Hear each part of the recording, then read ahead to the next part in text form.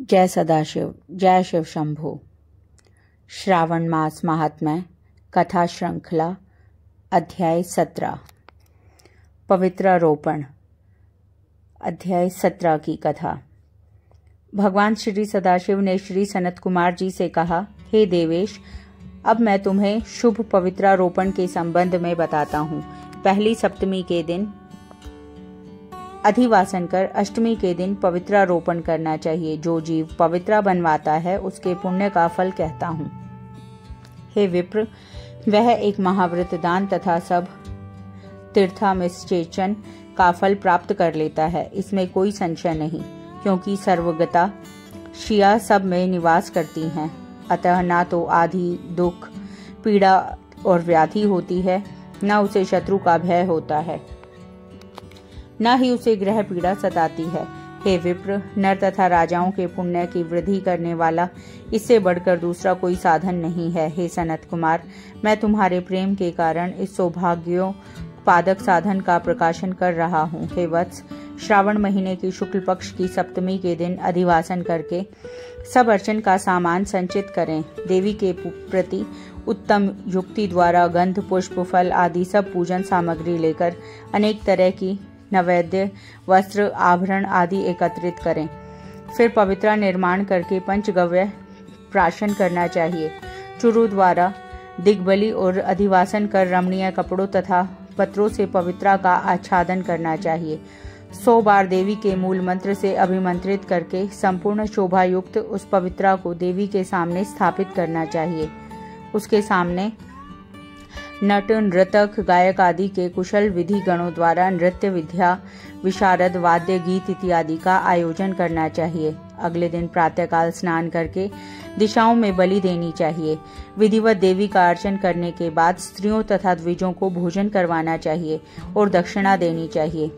हे सनत कुमार, यथाशक्ति नियमों का पालन कर राजा को स्त्री, जुआ, शिकार और मांस का बड़ी दृढ़ता के साथ त्याग करना चाहिए। द्विज तथा आचार्य को स्वाध्याय का, वैश्य को खेती और व्यापार का कार्य 5-7 दिन तक या एक आध दिन अपने कारोबार बंद करके केवल देवी के ध्यान में अपने मन को लगाना चाहिए।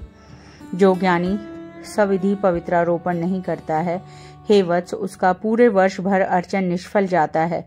अतः मनुष्य को भक्ति द्वारा देवी परायण होकर प्रति वर्ष शुभ पवित्रारोपण करना चाहिए।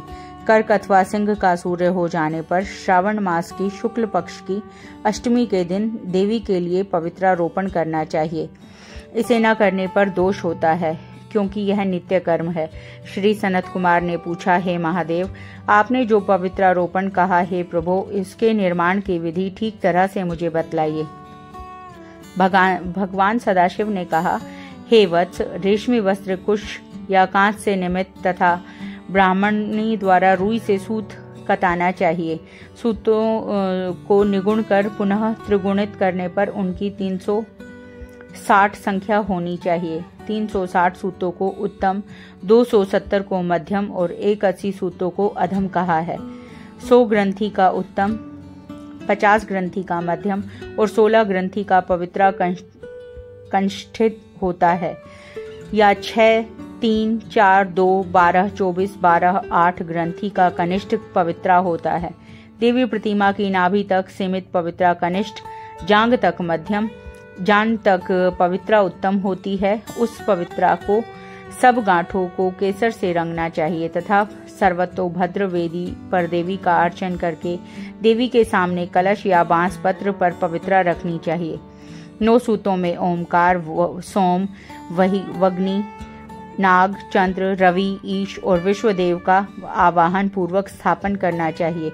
अब मैं ग्रंथियों में देवों के स्थापन की विधि कहूंगा, तनिक ध्यान पूर्वक सुनो। क्रिया, पौरुषी, वीरा, विजया, अपराजिता, मनोन्मणि, जया, भद्रा, मुक्ति और ईशा, इन नामों के आदि में प्रणय लगाकर ग्रंथि संख्या के अनुसार आवृत्ति करके आवाहन तथा चंदन आदि से अर्चन करना चाहिए।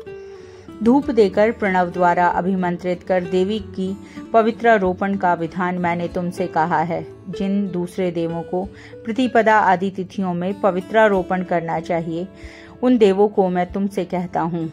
धनद, श्री, गौरी, गणेश, चंद्रमा, गुरुजन, भास्कर, चंडिका, अम्बा, वासुकी, ऋषि, चक्रपाणी, अनंत, शिवा, ब्रह्मा और पितर, इन देवों का प्रतिपदा आदि तिथि में अर्चन करना चाहिए। यह पवित्रारोपण प्रधान देवों का है। उनके अंग देवों को 3 बार 3 तार वाला समर्पण करना चाहिए।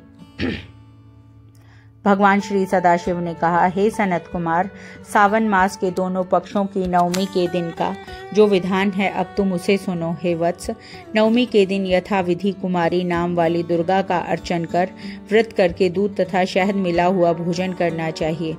या दोनों पक्षों को की नवमी को उपवास करके कुमारी नाम वाली चंडिका का निरंतर पूजन करना चाहिए। चांदी की प्रतिमा बनाकर उसमें भक्ति द्वारा दुर्गा पापनाशिनी का कनेर के फूल, गंध, अगर, चंदन, दशांग धूप और लड्डू द्वारा पूजन करना चाहिए। कुमारी को भोजन करवाना चाहिए। फिर मौन हो बिलपत्र भोजन करना चाहिए। जो मनुष्य उत्तम भक्ति द्वारा दुर्गा की पूजा करते हैं वह जहाँ निवास करते हैं उसी परमोत्तम लोक को जाते हैं। हे विपेंद्र, मैंने तुमसे यह नवमी का विधान कहा है। यह प्राणियों के सब पापों को नष्ट करने वाला, सब संपत्तियों को देने वाला, पुत्र पौत्र आदि की वृद्धि करने वाला और अंत में सद्गति देने वाला है। जय शिव शंभु, तेरी सदा ही जय।